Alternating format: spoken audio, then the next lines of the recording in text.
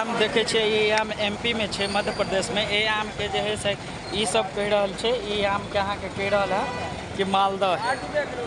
अभी एक का बुझो 800 ग्राम 900 ग्राम के आम छे। देखियो कते बड़ा, हाथों में नमहर छे, देख सके छी। ये आम के जो है से कह रहल छे एमपी में कथी कहे छे मालदा आम है। आ मालदा आम के लंगड़ा आम कहे है। ई कोन आम है जान गेलिए, वही 800-900 ग्राम के आम छे। मतलब एको किलो के हेटे में ढेरी में लगभग।